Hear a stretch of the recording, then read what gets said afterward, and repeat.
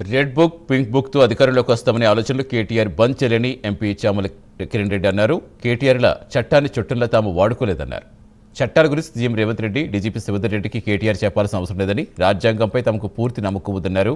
BRS 10 ఏళ్ల పాలన చూసి ప్రజలు మిమ్మల్ని పర్మనెంట్గా ఇంటికి పంపించారని విమర్శించారు. కాంగ్రెస్ ప్రభుత్వంలో చట్టం తన పని తాను చేసుకుంటూ వెలిసిందన్నారు ఎంపీ. కేటీఆర్ గారు, మీరు సీఎం రేవంత్ రెడ్డి గారికి, డీజీపీ శివధర్ రెడ్డి గారికి మీరు చెప్పాల్సిన అవసరం లేదు. చట్టాల గురించి, రాజ్యాంగం గురించి, ఈ రెడ్ బుక్లు వీటి గురించి. ఎందుకంటే కాకి బుక్ ఎట్లా ఉంటుంది, ఎందుకంటే ఎఫ్ఐఆర్లు అన్ని కాకి బుక్లనే ఉంటాయి. మీరు అంటున్నారు ఈరోజు మేము రెడ్ బుక్ తెరుస్తాము 3 ఏళ్ల అధికారంలోకి వస్తామని. మీరు 3 ఏళ్ల అధికారం వస్తున్న విషయాన్ని పగటి కళ్ళాలు కనాల్సిందే. ఎందుకంటే నిన్నగాక మొన్న జరిగిన మున్సిపల్ ఎన్నికలలో మన పరిస్థితి ఏందో అర్థమైపోయింది. అంతకుముందు జరిపిన గ్రామ పంచాయతీలు అర్థమైపోయింది.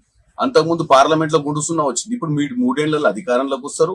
వచ్చిన తర్వాత మీరు ఒక రెడ్ బుక్ పెడతారు. మీకు రెడ్ బుక్ ఎందుకు, పింక్ బుక్ పెట్టుకోండి. పింక్ బుక్ అయితే బాగుంటది, మీరు పింకీలు రాసుకోవడానికి.